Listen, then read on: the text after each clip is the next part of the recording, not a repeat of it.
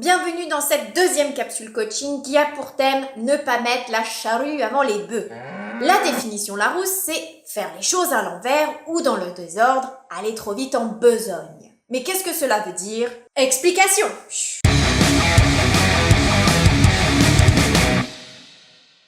Dans la capsule précédente, j'ai évoqué la nécessité d'avoir une envie profonde pour évoluer, s'épanouir et progresser.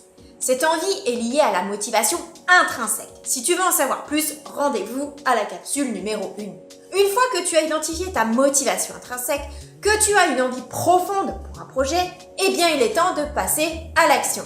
Au début, on a une énergie folle. On se sent pousser des ailes. C'est dopant, c'est grisant, c'est excitant, c'est une période géniale.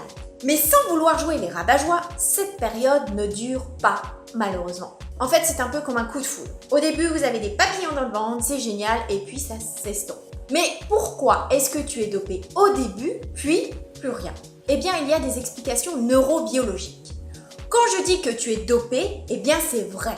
Tu te dopes naturellement grâce à ta motivation, à l'excitation de la nouveauté qui font que ton cerveau baigne dans un bain de neurotransmetteurs, adrénaline, dopamine, etc. qui te stimulent. Mais au bout d'un moment, ça baisse, ce taux redevient à la normale et tu retrouves ton état normal. C'est un phénomène naturel comme dans le coup de foudre. Ce retour à la normale de ce taux de neurotransmetteurs peut être douloureux si tu as mis la barre trop haute ou si tu as été trop vite dans tes actions. Sachant qu'en plus, l'être humain a tendance à surestimer ses compétences ou ses capacités d'adaptation dans une nouvelle situation, surtout lorsque l'on est novice. On a tendance à se fixer des objectifs trop élevés et dans un laps de temps trop court. A contrario, lorsque l'on est expert dans un domaine, on a tendance à sous-estimer ses compétences. Donc, ce retour à la normale, lorsque l'excitation du début se tasse, est une période à risque. À risque d'échouer et d'être déçu de ses capacités. Et là, ça fait mal à l'estime de soi. C'est ce qui arrive si tu te donnes comme objectif de faire un marathon dans 2 mois sans jamais avoir couru, ou si tu t'attaques à un concours sélectif sans jamais avoir fait d'études supérieures ou arrêté il y a longtemps. Ou alors si tu souhaites reprendre une entreprise sans rien connaître du monde de l'entrepreneuriat. Un exemple plus simple, tout le monde a déjà monté un meuble Ikea. Avoue que tu as déjà essayé de monter un meuble Ikea sans regarder la notice, tête baissée, pour aller plus vite. Et alors tu as fini par regarder la notice après avoir perdu beaucoup de temps, beaucoup d'énergie, voire balancé le meuble par la fenêtre. Je pars du principe que tout le monde peut atteindre des objectifs ambitieux. Tu peux atteindre des objectifs ambitieux et faire de tes rêves une réalité. Mais il y a des règles à respecter pour limiter les risques de casse. Revenons à notre marathon. Tout le monde, après avis médical, peut prétendre à faire un marathon même si tu n'as jamais fait de course à pied. Tout le monde peut le faire, mais le problème c'est que la majorité des people s'y prend mal. Direct, tu vas attaquer de trop longues distances, te faire mal, tendinite, douleur au genou, au dos, etc. Cracher tes poumons, te blesser, te dégoûter et abandonner ton objectif. Habitant à Nice, c'est ce que je constate énormément sur la promenade des Anglais. Je vois des coureurs débutants en surpoids, ou pas d'ailleurs, courir avec une telle souffrance que j'ai envie de leur dire « mais stop !» Attention, on peut souffrir en faisant du sport. Pour progresser, de toute façon, il faut sortir de sa zone de confort, donc ça peut faire mal, mais avec un plaisir immense. Ouais, c'est un peu contradictoire. Un plaisir immense, un sentiment d'accomplissement et de maîtrise. Mais les personnes dont je te parle souffrent, mais c'est tout. Tu vois du dégoût sur leur visage, elles ont mal moralement et physiquement, et là, ce n'est pas bon. Pour les débutants, j'ai envie de leur dire « ralentis ». Analyse, apprends à respirer, visualise ta respiration, apprends à prendre du plaisir sur 500 mètres, apprends à maîtriser ton corps et à le comprendre. N'aie pas peur du regard des autres et ensuite vas-y, amuse-toi.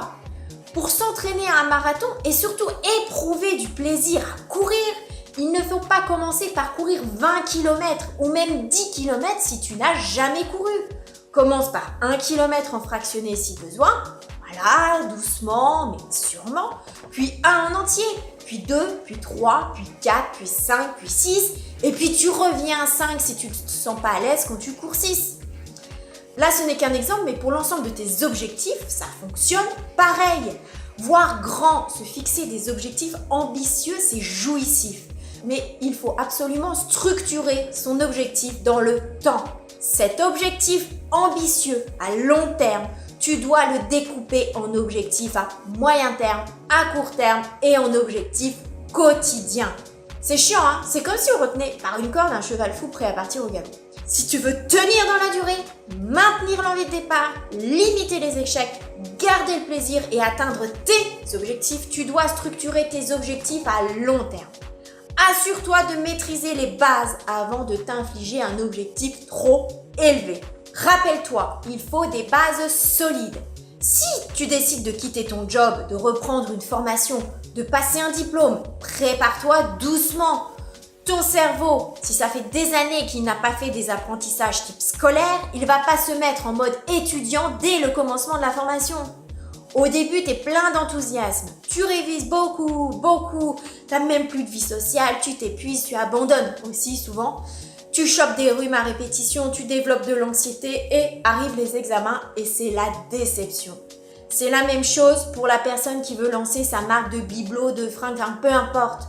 Tu pars très enthousiaste, on va faire ça, et puis ça, et puis ça. Et tu te retrouves avec des dizaines de produits à créer et tu sais même pas par où commencer. Et puis ça paraît vite insurmontable. Tu angoisses, tu n'avances pas, tu reportes et reportes ton projet. Tu te trouves des excuses abracadabrantesques. Au pire, tu abandonnes.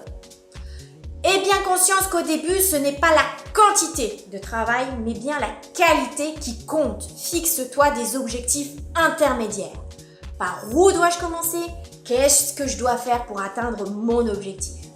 Dans le cadre d'une reprise d'études, avant de quitter ton job ou après une année sabbatique, commence par reprendre doucement les apprentissages. Réapprivoise ton cerveau. Réapprends à te concentrer et commence à te mettre une discipline de travail, à optimiser ton emploi du temps avant même de commencer ta formation. Renseigne-toi sur les méthodes de travail, le métier d'étudiant, les processus de mémorisation. D'ailleurs, tu trouveras tout ceci sur la plateforme Neurobox. Oblige-toi à lire des cours quelques minutes par jour, puis augmente le temps. Et il n'y a pas d'excuse de « je connais pas le programme, j'ai pas les cours, je sais pas quel livre acheter ». Il y a assez de ressources au libraire du coin, à la Fnac, sur internet pour trouver de quoi bosser. Dans le cas d'une perte de poids, vouloir perdre 20 kg en 2 mois, ce n'est pas réaliste et ce n'est pas sain. Avant de perdre 20 kg, il faut en perdre 10 et 5 avant et 1 pour commencer. Tu ne changes pas des mauvaises habitudes alimentaires en une semaine. Trop bousculer ces habitudes d'un coup, ton corps et ton mental ne suivront pas. Supprimer d'un coup tous les mauvais sucres et les mauvais gras par exemple, c'est trop hard. Il faut y aller mollo pour atteindre ton objectif final.